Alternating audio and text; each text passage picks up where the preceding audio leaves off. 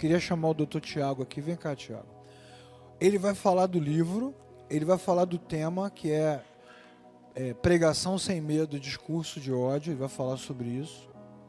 Ele vai falar durante um tempo muito legal. Tenho certeza que ele vai se controlar bastante.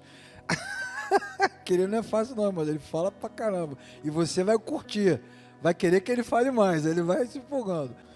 Então, tá aqui, doutor. Deixa o senhor se apresentar, tá? Obrigado, meu amigo pastor Leclerc. Graça e a paz. Uma alegria muito grande estar em Rio Bonito, estar na Segunda Igreja Batista, falar a batistas, eu que sou batista. Então estou em casa e já começo com graça e paz, porque às vezes eu estou nos presbiterianos, aí é boa noite, ou então eu estou na Assembleia de Deus, eu estive em Cuiabá agora no Grande Templo, aí era a paz do Senhor. Então é muito bacana ver a multiforme graça do nosso Senhor agindo.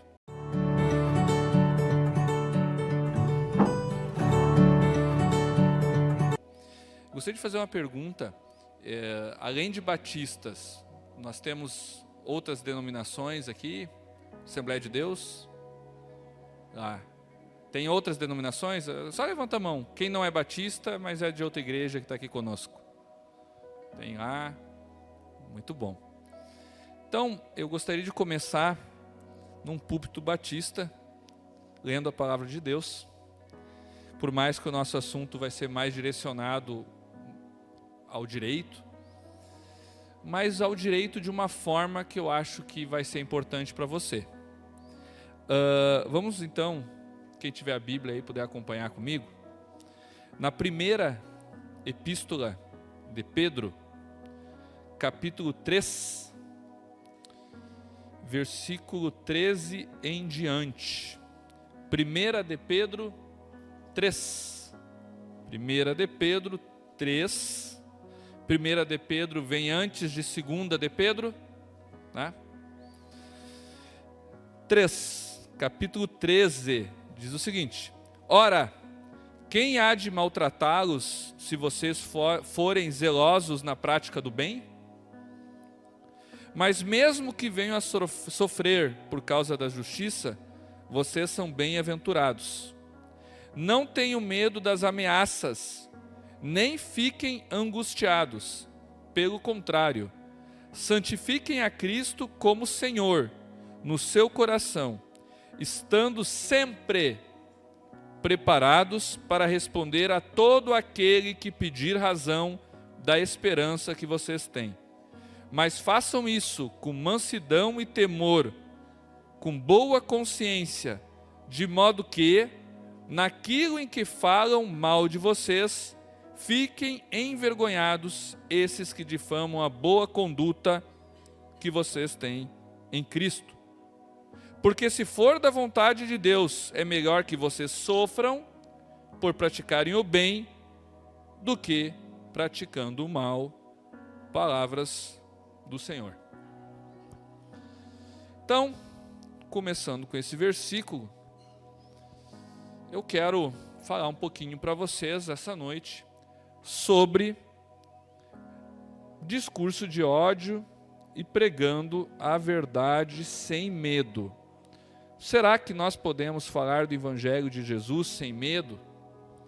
Então é essa pergunta que nós precisamos responder essa noite. Não é todo dia que vocês veem um advogado falando no púlpito, né? Então só isso me alegra muito, porque até que enfim as igrejas entenderam a importância do direito, a importância daquele versículo, daquela palavra de Deus, quando Paulo disse, não, eu sou cidadão romano, porque ele estava ali invocando um direito. Então, isso me deixa muito feliz. Eu aprendi com um amigo que nós temos que falar nada dos outros, falar muito pouco de nós e falar muito das ideias. Então eu quero falar muito pouco de mim aqui, não estou aqui para falar de mim, eu estou aqui para, ao fim e ao cabo, falar daquele que reina. Mas, então para vocês me conhecerem, eu sou o Tiago, Eu nasci num lar cristão. Minha primeira experiência na igreja foi na Assembleia de Deus, porque eu sou um crente raiz, e o crente raiz de alguma forma passa pela Assembleia de Deus, ou se não é ele, é a mãe, é alguém, né, pastor? Tem alguma coisa com a Assembleia de Deus, não é? Então eu também passei pela Assembleia de Deus, e aí numa família de muitos pastores, pastor batista, pastor assembleiano, pastor presbiteriano, pastor do Brasil para Cristo. Então eu sempre circulei muito em igrejas, em retiros diferentes. Deus estava me preparando para hoje, desde criança. E comecei a advogar com 23 anos. E com 23 anos, quem é que dá uma causa para um guri de 23 anos? Foram as igrejas, foram os pastores, foi o meu pastor. E aí, quando eu vi, eu estava advogando para uma, para duas, para 20, para 300, hoje para 4.000 igrejas. Então foi algo assim que eu não escolhi, que Deus me escolheu. Eu nunca imaginei advogar em direito religioso, nunca. Até porque essa área nem existia. Então isso foi acontecendo. Nisso, em 2018, nós entendemos a necessidade de retomar os valores cristãos e a importância do cristianismo na universidade. Se existe universidade, foi porque os cristãos inventaram ela. Então, nós reunimos com um grupo de amigos no dia 21 de novembro do ano de 2018 e fundamos o Instituto Brasileiro de Direito e Religião, com a presidência do católico, Dr. Ives Gandra, de honra, com a minha presidência, um batista, com um vice-presidente luterano, com outro vice-presidente católico, um outro vice-presidente assembleiano. Então, muitos amigos de denominações diferentes, mas imbuídos com uma mesma causa, os valores do cristianismo. E a partir disso, então, nasceu o IBDR. Quem quiser acompanhar, depois eu vou deixar o site aqui. E aí foram trabalhos, obras, escritos, palestras, e Deus tem, apesar de nós, nos chamado para fazer um trabalho que eu sempre digo que Deus não me chamou para ser pastor. E eu queria ser pastor, mas eu não sou. Mas Deus me chama para ser o cachorro do pastor. Porque o pastor que cuida de ovelhas precisa de um cachorro para ficar latindo e se jogando quando os lobos vêm. Então é isso que eu tenho feito ao longo dos anos. E o lobo está vindo, a alcateia está aumentando. Então a gente precisa cuidar, porque tem muito lobo em volta do seu aprisco. E essa é a tônica de nossos livros, a tônica de hoje. Mas para a gente falar sobre como nos proteger dos lobos, nós precisamos entender alguns pequenos conceitos que são importantes para vocês entenderem o todo. E daqui a pouco algum conceito jurídico, mas eu vou tentar ser o mais claro possível. O primeiro conceito que eu quero passar para vocês é sobre a liberdade de crença. Pode passar o slide, eu não estou vendo, mas está ali. Então é o seguinte, pessoal.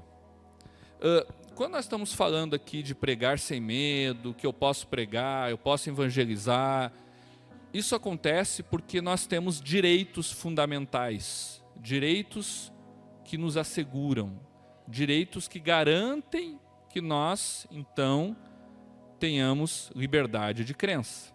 Liberdade de ser batista, de ser assembleiano, de ter qualquer crença. Então este é um direito fundamental, que está previsto em tratados internacionais, na Constituição, que é anterior ao Estado, que foi conquistado de forma bem difícil, com muito sangue ao longo de séculos e séculos e séculos. Liberdade de crença. Martim Lutero, quando pregou aquelas 95 teses na porta do castelo de Wittenberg, 4 anos depois ele foi chamado pelo Sacro Imperador Romano Germânico, o cara da época. Não tem nenhum presidente de nenhum país que hoje se equipara a quem foi Carlos V. Carlos V, 10 vezes maior do que o presidente dos Estados Unidos, vou fazer uma comparação hoje, chamou Lutero, botou o dedo na cara do Lutero e disse: rejeita as 95 teses, O que Lutero disse? Dentre outras coisas, eu sou cativo da minha consciência e da palavra de Deus e não me é lícito ir contra elas. Ali nasce a ideia de liberdade de crença, de liberdade de consciência. Antes disso as pessoas nem pensavam, imagina ir contra o rei, ir contra a igreja, isso não existe. Então, gente, a liberdade de crença é um direito fundamental, é uma garantia que se desdobra em alguns direitos que estão ali na tela. Ter, não ter, manter e mudar de religião. A gente fala religião, não pense em fariseus, tá? Não pense em religião de forma pejorativa. Religião, para falar em ter uma crença, ter uma fé. Ser batista, ter uma religião, a religião batista, tá? Nesse sentido. Então, é esse direito. Você tem o direito de ter. Como é que nasce esse direito? Eu sou convencido, o Espírito Santo me convence, e aquilo nasce no meu coração, e eu, quando vejo, eu acredito em Jesus, eu acredito na morte de cruz, na ressurreição, eu quero me batizar. Então, um direito sagrado, consagrado em todos os documentos de direitos humanos do planeta. Também eu tenho o direito de manter essa crença. Por mais que aconteça um monte de problema, por mais que ninguém mais queira ser batista, eu tenho o direito de continuar sendo. E eu tenho o direito de mudar. Eu não quero mais ser batista, agora eu quero ser da Igreja Universal do Reino de Deus. Eu tenho esse direito. Então, isso é liberdade de crença. E aí, pode passar a outra lâmina, nós temos um outro direito fundamental, e aí vocês vão entender por que é importante separar, que chama-se liberdade religiosa, que não é liberdade de crença. Liberdade de crença é o direito que eu tenho de crer. E esse direito, gente, é absoluto. Se tem alguém do direito aqui, tá, esse cara é louco, não existe direito absoluto. O direito de um termina onde começa o do outro. Alguém já ouviu isso? É uma grande ladainha isso. Por quê?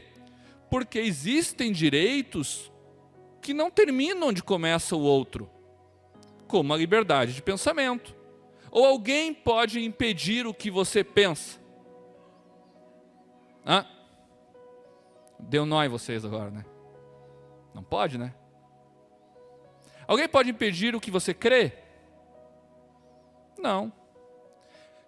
Qual é o país com maior perseguição no mundo hoje? Alguém sabe? Alguém chuta? Coreia do Norte e Afeganistão. Ano passado foi Afeganistão, 2021 foi Coreia do Norte, segundo o Aid to the Church, a igreja que sofre. Eles estão sempre rivalizando. Lá, na Coreia do Norte, não dá para saber, porque lá é meio difícil. Mas no Afeganistão, nós sabemos que lá existe liberdade de crença. Você sabia? Você pode ser crente no Afeganistão. Você não pode entregar panfleto na rua. Você não pode fazer um culto. Mas você pode ser crente. Ninguém no Afeganistão vai dizer, você não pode ser crente. No Afeganistão vão dizer para você, você não pode orar aqui, cantar, entregar panfleto. Vocês estão entendendo a diferença? Eu estava, em 2019, numa palestra nos Estados Unidos, falando sobre o sistema brasileiro, e antes de mim falou um ministro da Suprema Corte da onde? Do Afeganistão. E ele ficou 10 minutos falando que o país dele tinha liberdade religiosa. E eu coçando a cabeça, como vocês estão coçando agora. Como assim? O meu árabe, pastor, também enferrujado, né? E eu estava na tradução, o cara falava religious freedom, isso é liberdade religiosa. Eu perguntei para ele, como assim ter liberdade religiosa no Afeganistão, doutor? Aí ele disse, não, eu não falei liberdade religiosa, eu falei liberdade de crença. Aí o cara traduziu, pois é freedom of belief, que está na Constituição do Afeganistão. Porque é um direito absoluto, cara. Não tem como você dizer que o cara não pode crer. Agora, você pode ter medidas para impedir que a crença seja exercida. E aí nós temos um segundo direito fundamental, que chama-se liberdade religiosa. E essa liberdade religiosa se desdobra em vários direitos, e todos os direitos são de exercer a nossa crença. E vocês estão vendo atrás de mim: manifestar ou defender a fé, busca de outros fiéis, proselitismo, ensinar a crença, ensinar a teologia, ensinar o que nós acreditamos, assistência aos segregados, visitar hospitais, visitar presídios, culto, como nós estamos fazendo, antes estava louvando a Deus, e de se organizar como instituição. Aqui é organizado institucionalmente, tem um CNPJ, tal, tem um endereço, tudo certo. Esses todos são direitos que decorrem, que são oriundos, que emanam, que têm a ver com a liberdade religiosa. E esses direitos, pode passar a próxima, inclusive, tanto a liberdade de crença, tanto os direitos da liberdade de crença, quanto os direitos da liberdade religiosa estão na Constituição. São diversos dispositivos. Para ser exato, são 12 dispositivos na Constituição. Aqui eu trouxe só alguns, mas são vários. Então a nossa Constituição, eu não quero entrar nos artigos, que o nosso tempo é curto, mas a Constituição garante que eu tenha a crença que eu quiser, inclusive dizendo que é inviolável. Por que é inviolável? Porque é absoluto. Não tem como violar o que eu acredito, está escrito atrás de mim. Inviolável. Agora, o exercício pode, talvez, quiçá, quem sabe, ser restringido. Porque talvez, quem sabe, possa se encontrar com o direito de outro. Entendeu? Isso é muito importante. Porque isso derruba muitas narrativas, como, por exemplo, a narrativa da pandemia. Que o pessoal dizia o seguinte: olha, você tem liberdade religiosa, você pode rezar em casa. Não. Rezar em casa é um direito da liberdade de crença. Por quê? Porque é de fórum íntimo. O fórum íntimo, o meu fórum interno, é liberdade de crença. A liberdade religiosa é de fórum externo. É na rua, é na praça, é no meu trabalho, é na minha universidade, é onde eu vivo. É quando eu vou no supermercado, quando eu vou na fila da farmácia. É o externo. Então, liberdade de crença não tem nada a ver com pandemia. O que tem a ver com pandemia é liberdade religiosa, por causa do contágio do Covid. Então, pode ter a ver. E a gente vai entrar nesse exemplo mais para frente. Então, gente, essa liberdade religiosa, essa liberdade de crença, ela existe, são direitos fundamentais, que são exercidos em um ambiente, são exercidos em algum lugar.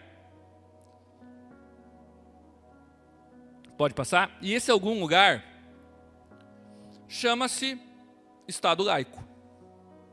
O Estado laico não é um direito, não é uma garantia. O Estado laico é um sistema em que a religião ou o fenômeno religioso se relaciona com o Estado. E tem vários sistemas. Eu falei do Afeganistão. O Afeganistão é um Estado teocrático, porque a religião e o Estado se misturam. A lei estatal do Afeganistão é uma lei civil e também uma lei religiosa. É a Sharia. Lá, qual é o ambiente da liberdade religiosa? Teocracia. Na teocracia, a liberdade religiosa ela é mitigada, a não ser que seja a religião do Estado. Tu não é a religião do Estado, tu vai ter problema em qualquer teocracia, em qualquer lugar. Tu é a religião do Estado, tudo certo. O Estado laico é exatamente a separação. E aqui tem eu vou entrar aqui no brasileiro, mas eu quero só falar antes um pouquinho de história. Alguém gosta de história aqui? Ó, tem gente que gosta. Gente, o ser humano, ele precisa do aporte do passado. Ele não é um cachorro. Ele não é gado. que nasce e não precisa saber quem são seus pais. O ser humano, a primeira coisa que ele quer é o peito da mãe. E ele quer o peito da mãe não é só por instinto, porque ele precisa saber quem é a mãe. Depois ele quer saber quem é o pai.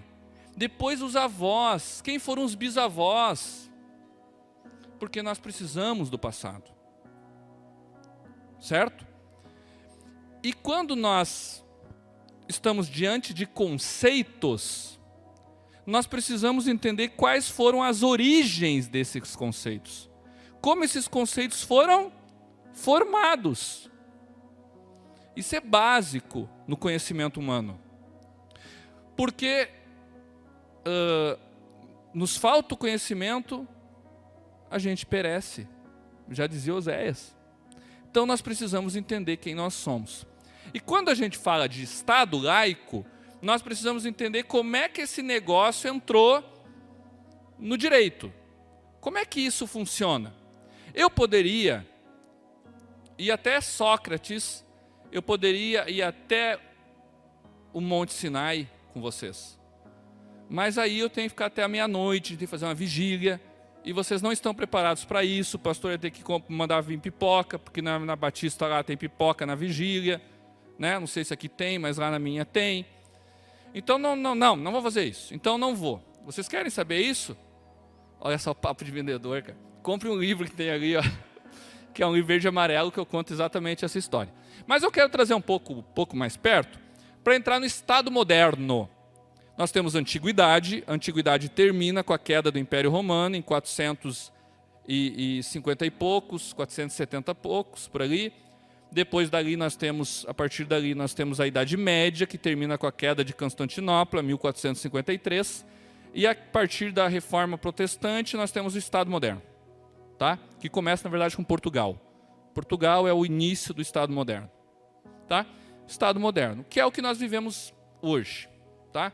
É a pós-modernidade, blá, blá, blá, mas sob o ponto de vista político, jurídico, é isso. Nós estamos no Estado moderno, tá?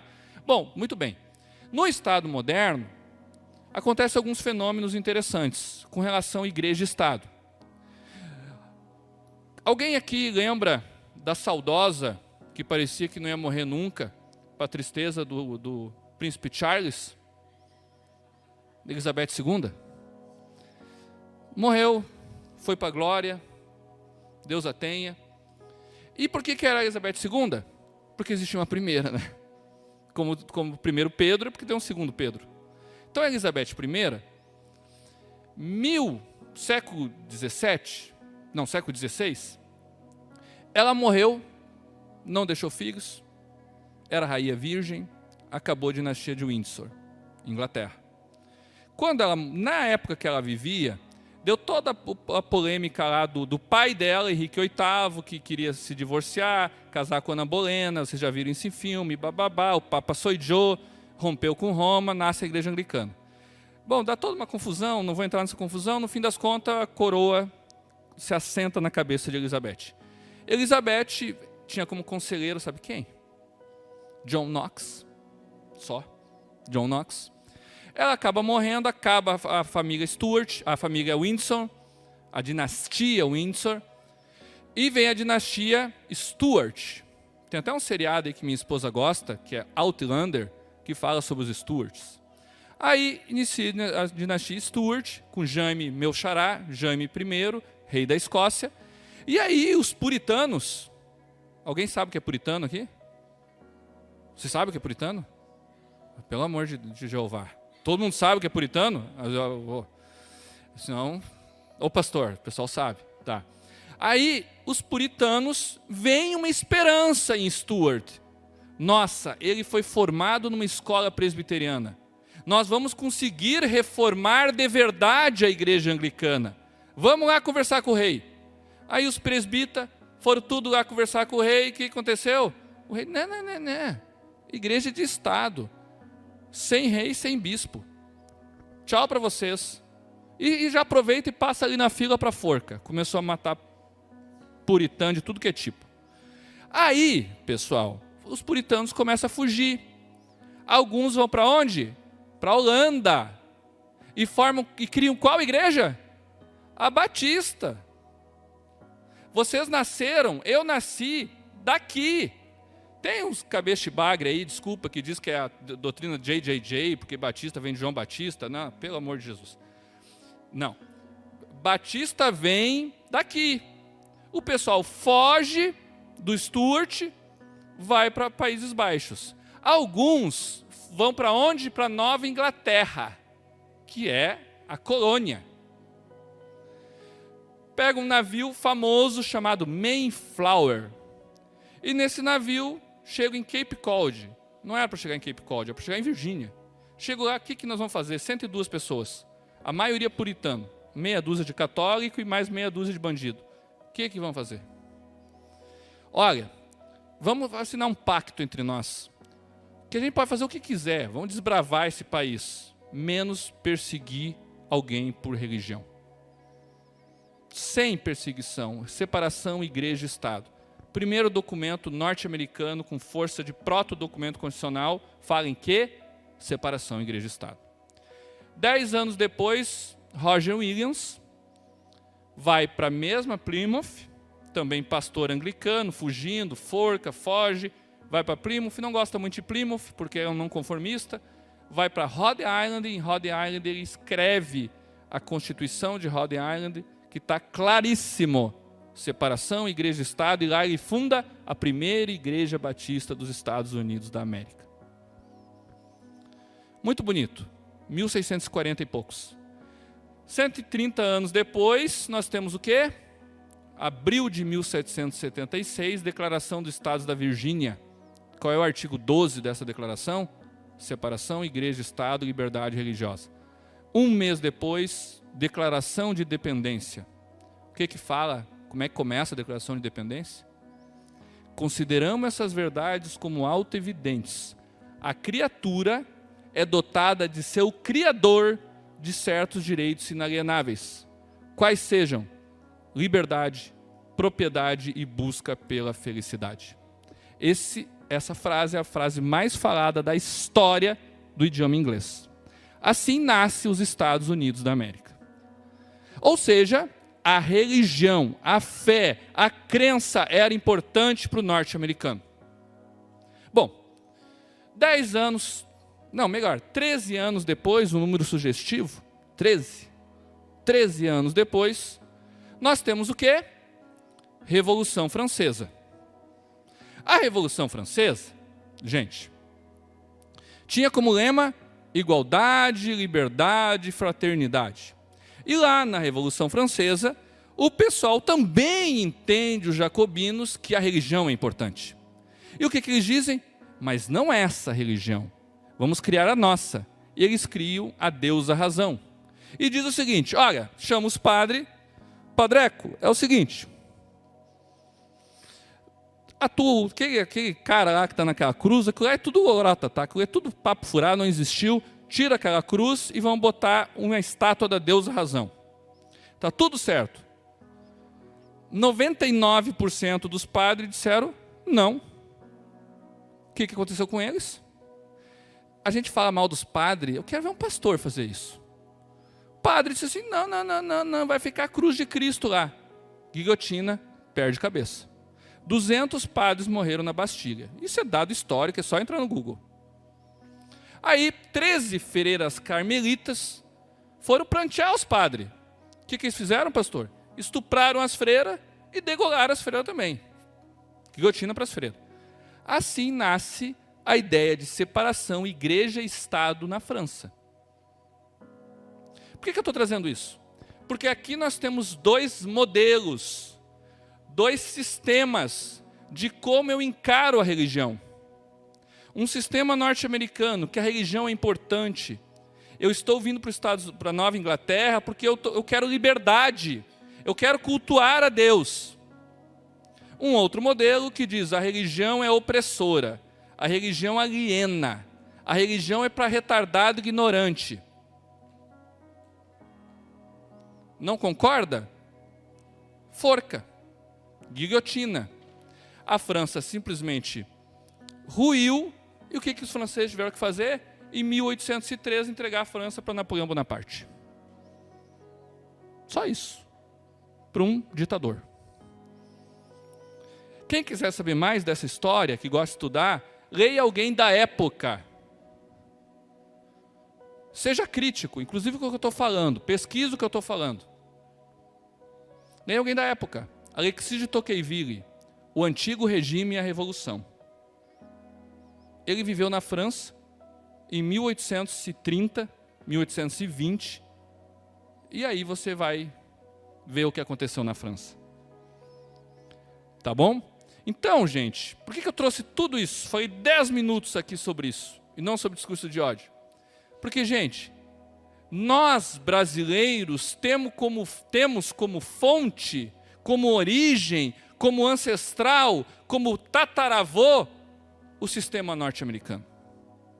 A laicidade, o Estado laico brasileiro, bebe dos Estados Unidos da América.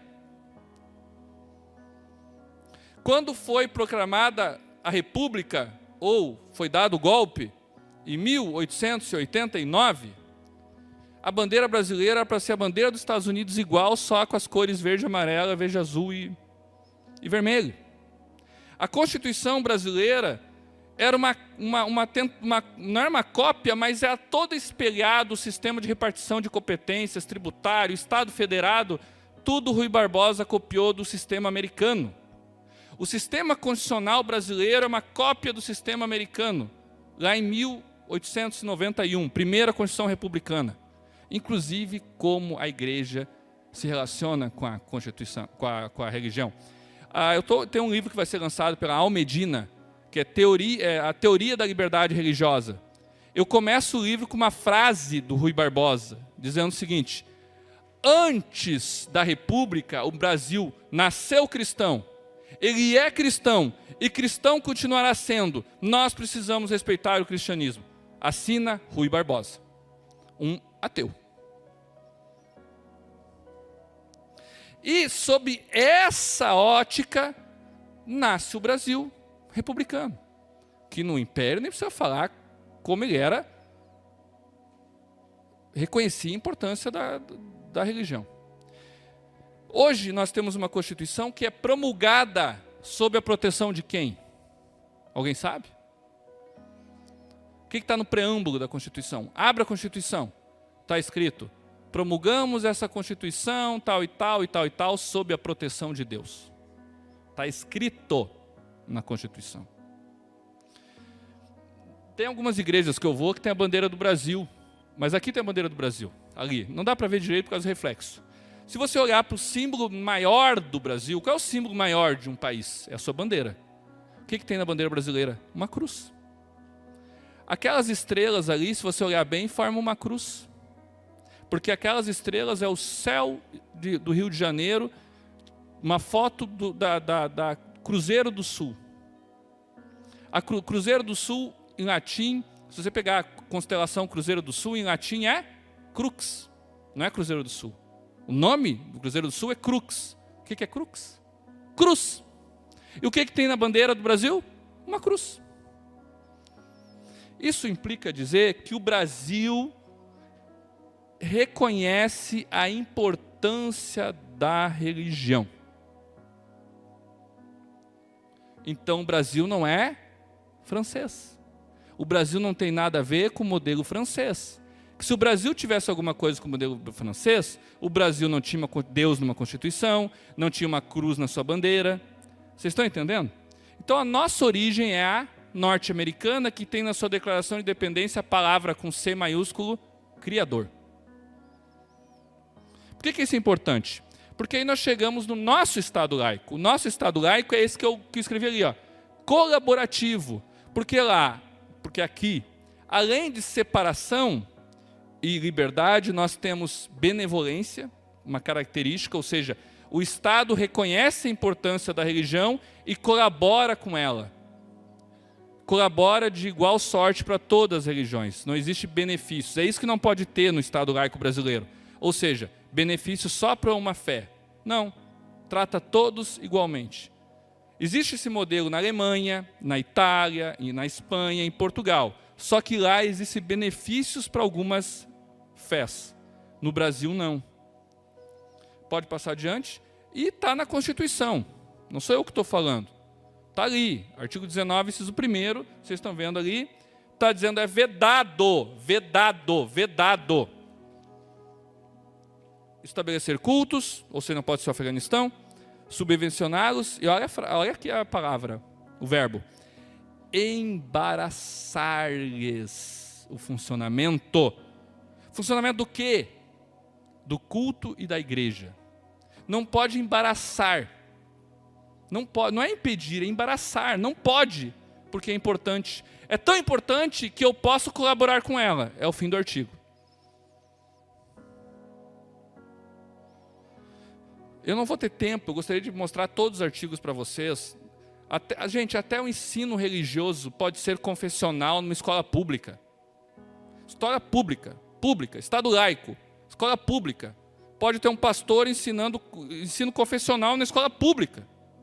Por quê? Porque é importante. Ah, mas o Estado é laico.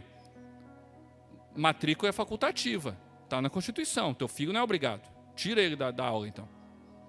Quem disse isso? Não sou eu. Eu sou um Zé Ninguém, gente. Eu sou um vaso de barro, um barro bem muquirana. Quem disse é o STF, a DI 4439. A DI 4439 diz: ensino religioso é constitucional e pode ser confessional, desde que não tenha proselitismo e o custo do professor seja pela igreja. Ponto. Por quê?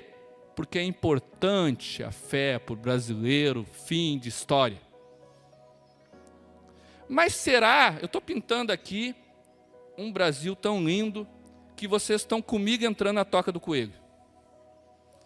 O meu sobrenome não é Carroll. Mas esse cara aqui pensa que a gente está num país da maravilha. Esse cara aqui é malícia, é louco. Porque não é isso que a gente está vendo, né, gente? A gente está vendo um pastor em Taguatinga dizer que a homossexualidade é pecado e ter processo. Ah, ele não falou isso, ele falou inferno. Ah, tá. Então o Estado agora sabe o que é inferno. É isso? O Estado não é laico? Então, gente, tem coisa acontecendo aí que não está certo. Mas também, eu posso falar o que eu quiser, eu posso exercer a minha liberdade religiosa como eu quiser, eu posso fazer tudo o que me der na telha. O que vocês acham? Sério que não? Não posso. Eu posso ter a religião que eu quiser, mas exercer ela tem que ter limites. E aí a história, agora ficou agudo aqui, a minha voz, agora melhorou, deu um. Mas existem limites. E esses limites estão na Constituição. E aí passou a próxima? Pode passar? Será que na Constituição nós temos algum limite para a liberdade religiosa? Para a liberdade de crença você já sabe que não tem. Que isso é lorota de quem está te impondo uma narrativa. É só lógica. Só falar com... Você não precisa saber nada de direito. Tenha lógica para conversar com quem fala que liberdade de pensamento pode ser impedida, que, né? Acabou a discussão. Agora vamos lá, liberdade religiosa. Tem limites na Constituição? O que vocês acham? Não tem. A Constituição não tem nenhum artigo, nada. Como diria o falecido Padre Quevedo, nada. No tiene. Nada. Nem estado de sítio, nem estado de defesa. Bom, tem uma outra limitação que é da reserva legal. A Constituição diz, a limitação vai estar na lei. Tem da liberdade religiosa? Também não tem. Então, como é que é? Só existe limitação da liberdade religiosa em caso de colisão com outro direito fundamental, que é o terceiro ali, ó. Aí nós temos, e aqui eu vou lembrar da pandemia. Na pandemia, eu tive lá representando vocês na DPF 811, no Supremo, falando sobre a igreja estar aberta. Por quê? Porque nós temos de um lado a liberdade de culto e a de organização religiosa, porque afinal de contas é o Estado mandando a igreja fechar, não é o pastor. O pastor pode mandar a igreja fechar. Se o senhor chegar agora e dizer assim, amanhã não tem culto, ou o seu presbitério, a sua liderança não tem culto. Mas agora o Estado não pode vir aqui dizer que não tem culto. Então, liberdade de culto e liberdade de organização religiosa de um lado, e de outro, o direito à saúde. Porque o Covid é contagioso. Tá ok? Tá ok. Tudo certo, tá. Bom, então nós temos duas liberdades, duas de um lado até, mas vamos deixar como se fosse igual, duas liberdades em colisão. Em direito, gente, não tem nenhum direito fundamental que é maior que o outro. Não existe hierarquia em direito fundamental. Tá? A gente chama a liberdade religiosa de primeira das liberdades pelo processo histórico. Porque as pessoas lutavam pela sua liberdade de religião. Depois vieram as outras liberdades. Tá? Ninguém estava lutando por liberdade econômica, por liberdade de imprensa, estava lutando pelo direito de crer. E aí depois vieram as outras liberdades. Por isso ela é a primeira das liberdades, tá? Não porque ela é maior que as outras. Bom, todas as liberdades iguais. Então, quando dois colidem, qual é o direito? Qual é a regra? É a seguinte, é simples, é fácil, é lógico. O direito é lógica, direito é bom senso. Você restringe um pouco cada um. Você não restringe só um. Porque é uma colisão. Se um direito não é superior ao outro, como é que eu vou restringir só um? É dois filhos. Você dá presente só para um ou você dá presente para os dois? Não, você dá para os dois. São dois direitos. Você restringe só um quando eles estão colidindo? Não, você restringe os dois. Você restringe os dois para que ambos permaneçam no sistema. Então você restringe, mas não suprime. Como é que você faz isso? Você vai restringindo. Espera aí, eu vou restringir um pouco. Aqui, como é que está o outro? O outro está mal. Como uma balança. E vai restringindo. Isso chama-se sopesamento. Vai. Vamos lá para a nossa pandemia. Restrição, liberdade de culto. Máscara. É restrição, né? Vocês cantaram de máscara? Ruim, né? Então, uma restrição. Outra restrição, 1,5 metro. Todo mundo longe um do outro. Outra restrição, não pode apertar a mão, não pode abraçar, não pode um monte de coisa.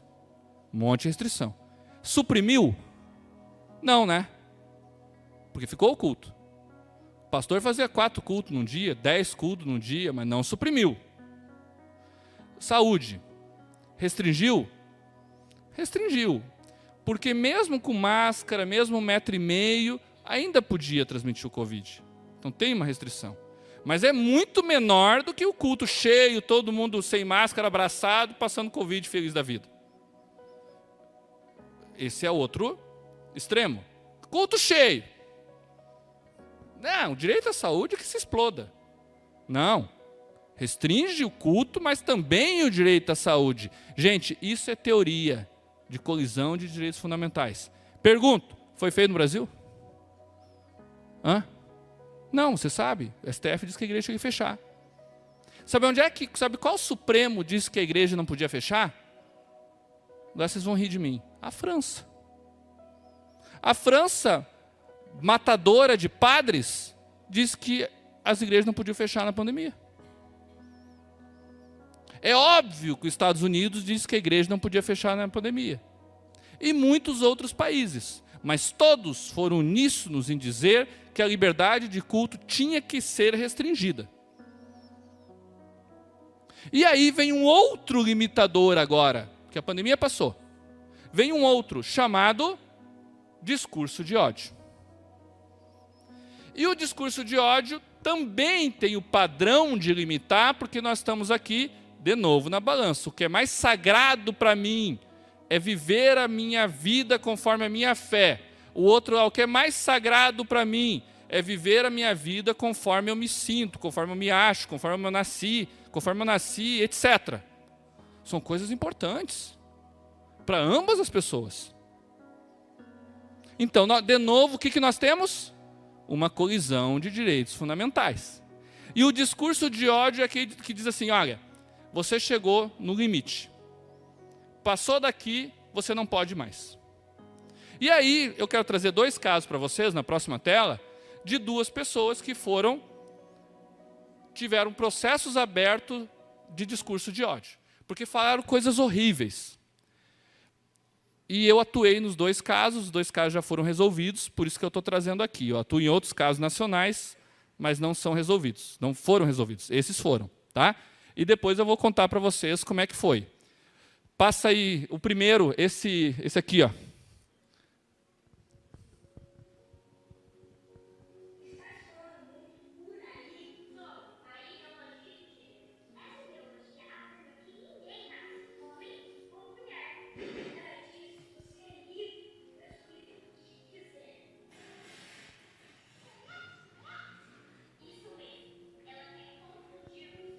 Dizendo que meninos podem ser meninas.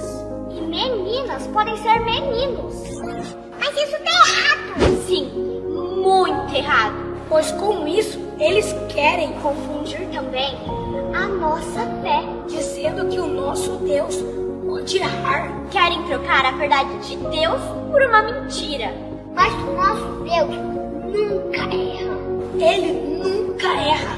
Meu Deus me fez menina. Meu Deus me fez menino. Meu Deus não errou comigo. Eu sou o que sou porque meu Deus me fez assim. Por isso, a nossa resposta contra a ideologia de gênero é: meu Deus nunca erra. Meu Deus nunca erra. Meu Deus nunca erra. Meu Deus nunca erra. Diga não à ideologia de gênero! Diga meu Deus nunca erra. Esse vídeo horrível, absolutamente odioso, foi passado pelo pastor batista Jorge Linhares nas suas mídias e foi aberto um inquérito criminal contra ele por causa desse vídeo. A gente atuou lá, trabalhou e tal. Agora vamos para o outro vídeo. A que ponto nós chegamos que o pastor aí, nosso irmão Jorge Linhares, fala baseado em sua convicção de fé, baseado em que a Bíblia diz que menino é menino, menina é menina, homem é homem, mulher é mulher, ser interpelado pelo Ministério Público Federal para dar explicações sobre isso. Então, realmente, nós temos que nos manifestar, não podemos deixar que isso prevaleça, e vai depender muito da minha atitude, da tua atitude, que isso não vai permanecer, né? Então, não vamos nos calar, vamos em frente, porque, olha, gente, tá ficando difícil. Mas se nós ficarmos calados, fica pior ainda. Então, eu me manifesto, proclamo que temos que continuar avançando no nosso país, senão as coisas vão ficar muito difíceis aí para todos nós, hein? Bota a tua fé em ação, mas com ação, né? Senão vai complicar. Bom, esse vereador também falou essas coisas horríveis. Esse vereador é vereador da 3ª maior cidade do Rio Grande do Sul. Foi aberto um processo criminal contra ele na Delegacia de Proteção aos Homossexuais. E eu estive lá nessa delegacia, eu fiz defesa e tal. Depois vocês vão saber o que aconteceu, né? Esses dois aí, complicado esses casos aí. Bom, passa adiante. Então, gente, o que é discurso de ódio? Será que eles realmente cometeram discurso de ódio para o direito? Não o que tu pensa, o que eu penso. Será? Será? Será que você, na sua igreja, não está cometendo discurso de ódio? Será que você, na escola, no trabalho, na esquina, quando fala de Jesus, não está cometendo discurso de ódio? Será? Bom, existe doutrina, existe um monte de gente sabida aí dizendo que é discurso de ódio e tal. E um deles é o Roosevelt. Pode passar aí? Ah, aqui não tem o Roosevelt. Então, o Roosevelt, ele diz o seguinte, que discurso de ódio tem que ter aqueles dois elementos ali. Discriminação ou incitação à violência e externalidade. Então, tem que ser um ato externo, né, externo, direcionado a alguém, e tem que ter discriminação ou incitar à violência. Bom, pode passar adiante, por favor? Então, discriminação é o desprezo manifesto por determinadas características pessoais que, na visão do ofensor, tornam-se indignas ou inferiores. Bom, passa adiante. O STF já disse o que é discriminação. Então, importante, o que é discriminação?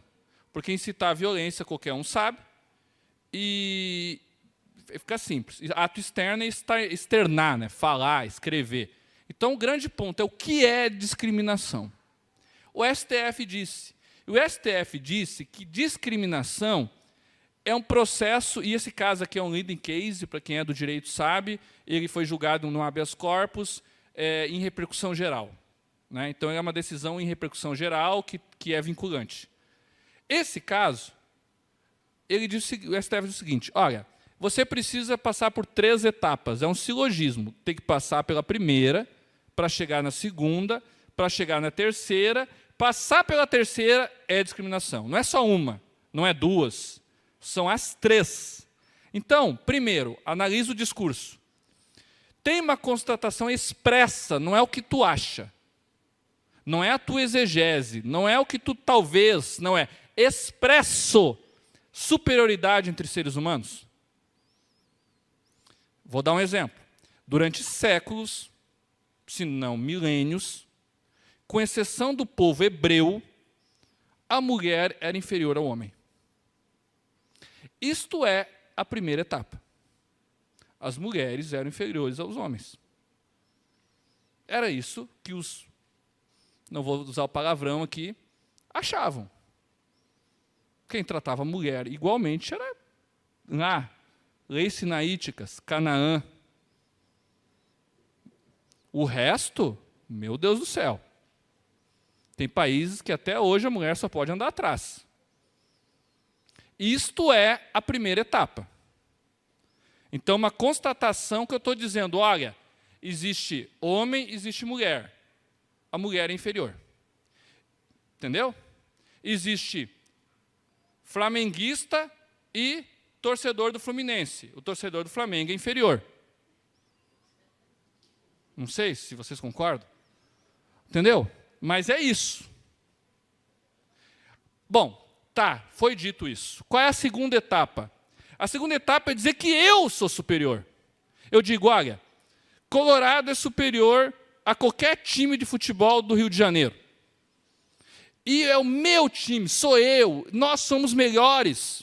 E não é melhor de estar mais preparado, é de ser mais apto, é de ser mais humano, é de ser mais gente. Você é inferior enquanto humano, porque torce para o Flamengo. Essa é a segunda etapa. E a terceira etapa, além de tudo isso, além de ter uma hierarquia, além de eu dizer que sou eu, além de tudo isso, eu defendo a tua eliminação. Tu tem que ser morto, ou tu tem que ser escravizado, ou tu não pode ter direito fundamental nenhum. Passou as 3 etapas? Discriminação. Agora eu pergunto, teve discriminação naqueles vídeos ali? Alguém viu as 3 etapas ali? Nenhuma, né? E a hierarquia aqui é sempre entre seres humanos, não é entre religiões. Por quê? Porque eu falar que a minha fé é a única que salva, não é hierarquia entre seres humanos, é hierarquia entre religiões. E isso é natural do discurso religioso. Não existe proselitismo sem hierarquia. Eu não tenho como convencer alguém da minha fé, tirando a questão espiritual do Espírito Santo, do seu ponto de vista racional, sem dizer que a minha fé é superior. Por que tu vai querer minha fé se a minha fé é inferior? E aí, gente, eu não trouxe no quadro aqui, eu tenho 9 minutos, mas eu já estou no fim aqui, eu vou falar uma coisa que eu sempre falo. Inclusive, na Brasil Paralelo tem um curso meu sobre isso, não sei se alguém aqui conhece a Brasil Paralelo, mas tem um curso que eu falo mais sobre isso. Tem um livro também que não está aqui, que eu também falo sobre esse conceito. O que é religião? A gente está falando aqui de religião. O que é religião? Do ponto de vista do direito.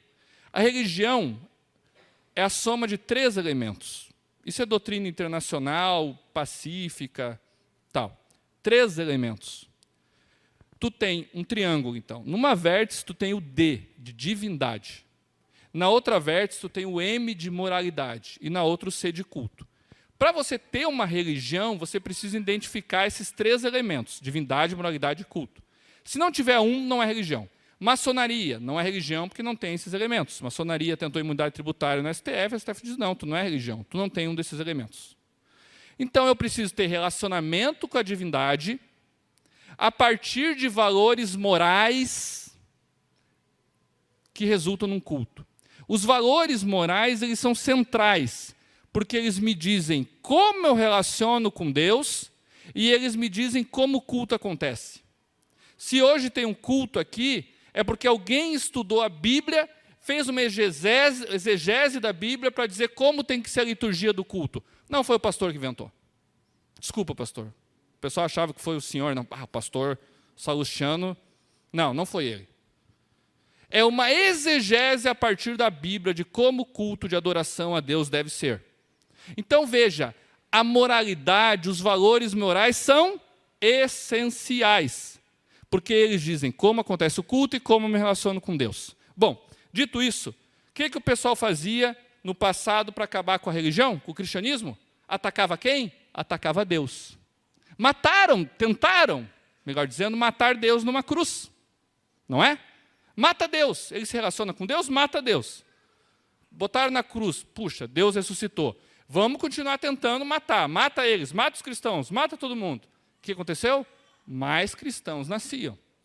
A ponto de Will Durant dizer, na sua famosa História da Civilização, uns 15 tomos, dizer: Cristo e César se defrontaram na arena.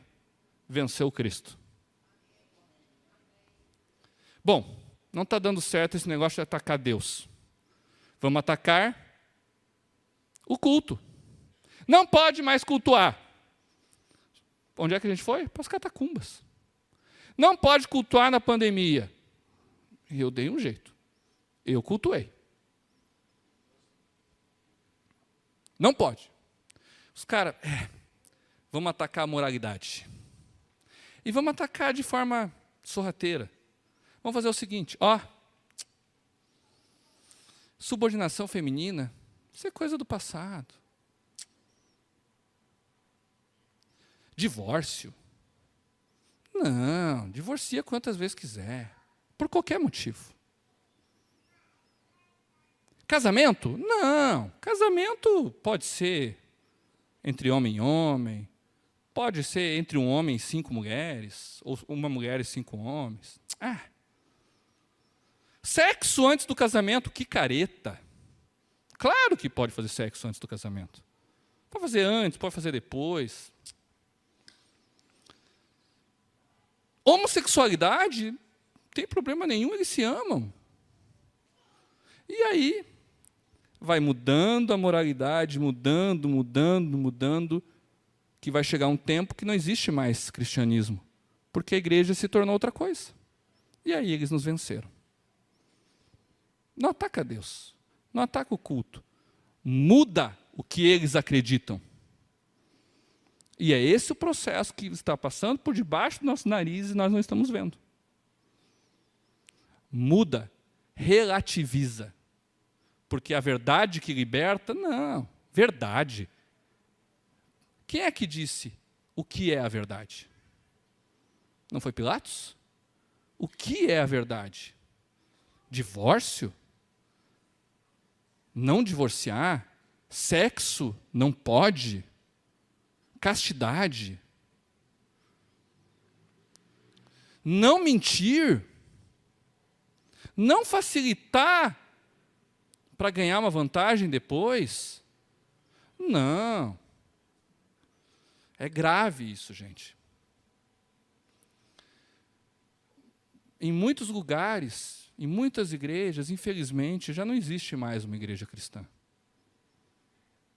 Existe outra coisa, que eu não sei o que é.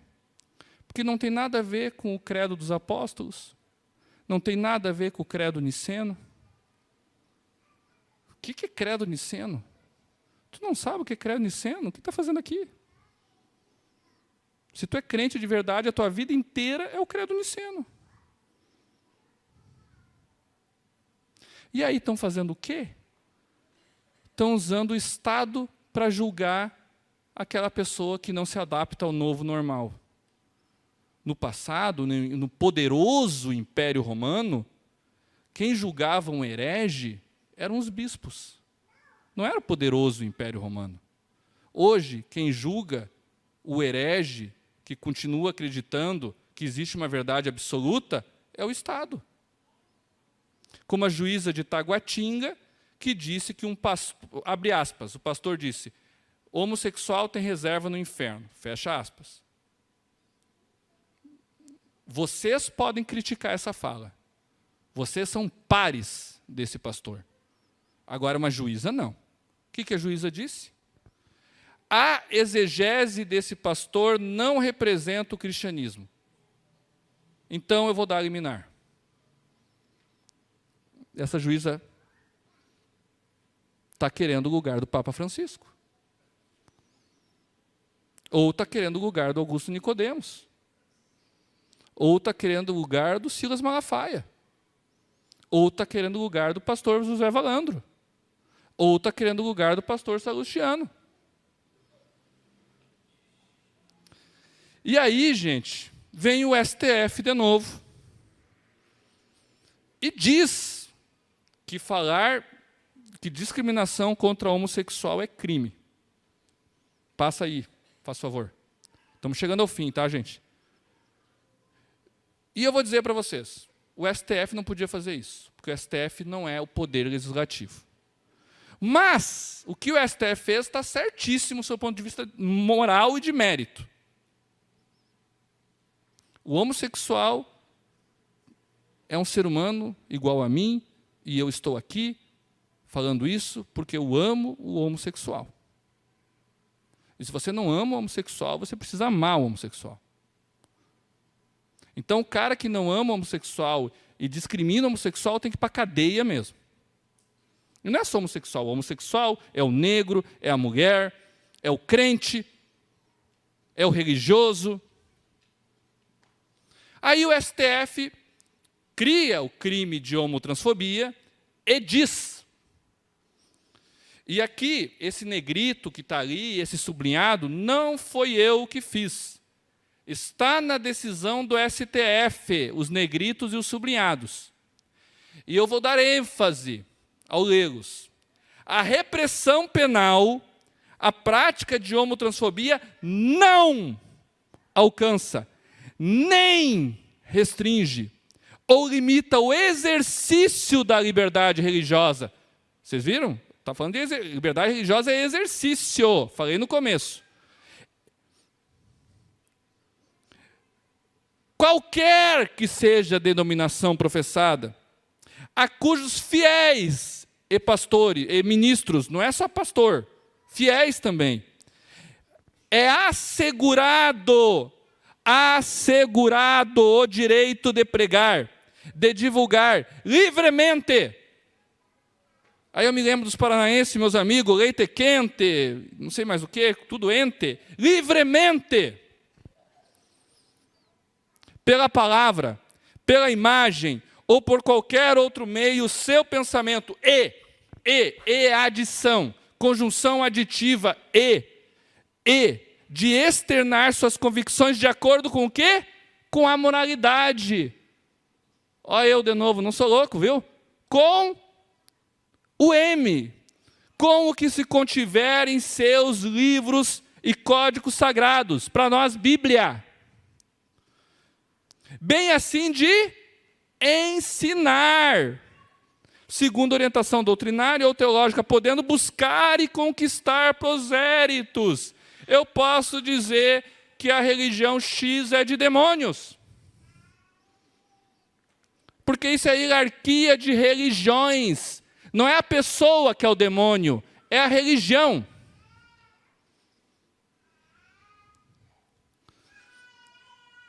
E praticar os atos de culto e respectiva liturgia, independente do espaço público ou privado, não é França. Pode ser público. Você pode falar no público de sua atuação individual ou coletiva, desde que. Aí, parece que tem um desde que, né? Tem um mas, tudo que falou antes não vale nada. Né? Eu aprendi que quando eu vou falar uma coisa para minha esposa, eu não uso desde que, né? Porque senão tudo que eu falo, não quer, nem eu falo um monte de coisa bonita. Que tu é meu amor, mas tudo que eu falei já era. Ah, não. O que é o mas? Então, o mas, o desde que, é perigoso, né? Então, o desde que é o seguinte, ó, tudo que está escrito aqui não se aplica se acontecer uma coisa. O que é? Desde que tais manifestações não configurem discurso de ódio. E aí o STF de novo diz o que é discurso de ódio. Diz, assim entendidas aquelas exteriorizações, ato externo, que incitem o quê? A discriminação e a violência, hostilidade e violência. O STF diz que discurso de ódio é discriminação. E no caso Elvag, o STF diz o que é discriminação. Ou seja, se não for discriminação, teu discurso não é de ódio. O que é discriminação? Superioridade entre os humanos, superioridade sua em relação ao outro, eliminação, supressão, escravização da pessoa. Então, eu dizer que homossexual tem reserva no inferno não é discurso de ódio, porque não é discriminação. Agora, o mesmo Jesus que diz que a homossexualidade é pecado, também diz que nós temos que ser prudentes como as serpentes. E quando nós falamos de inferno e de pecado, nós fizemos isso por quê? Pode passar duas direto, quem está passando aí. Nós dissemos isso por quê? Porque o salário do pecado é a morte, mas o dom gratuito de Deus é a vida eterna. Você fala de pecado porque você ama o pecador, porque você ama o gay, porque você ama o adúltero, porque você ama o homicida, porque você ama o drogado, porque você ama o mentiroso, porque você o ama. Então o teu discurso nunca vai ser de ódio, porque você quer o bem daquela pessoa. E eu vou pedir para vocês, deixe isso claro. Continue o versículo Romanos 6, 23. A minha dica para vocês essa noite é deixe claro que quando vocês pregam, não só com relação ao homossexual, mas qualquer outra coisa, vocês fazem isso porque vocês amam o pecador. Você pode falar como Silas Malafaia, de forma bem assim, incisiva, ou você pode falar como o pastor Wilson Porte Jr., não sei se vocês conhecem, de forma bem calma, de forma bem tranquila. Você tem a sua individualidade. Eu não quero que você mude isso. Eu só quero que você diga o seu objetivo. Quer levar aquela pessoa para morar contigo no céu. Não é isso que você quer? Não é isso que quer pregar o evangelho? É só isso. E eu quero que alguém abra a Bíblia em Mateus 16. Levante e leia o capítulo 16 e o versículo 18.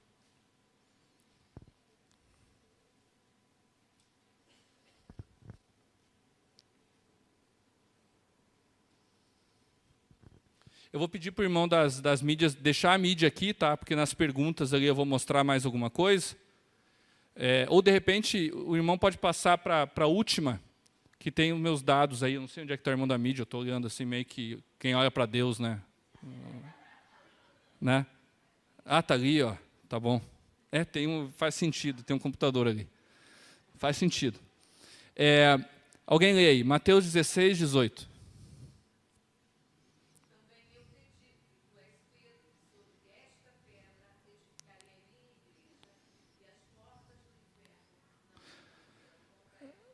Gente, podem tentar mudar a moralidade da igreja.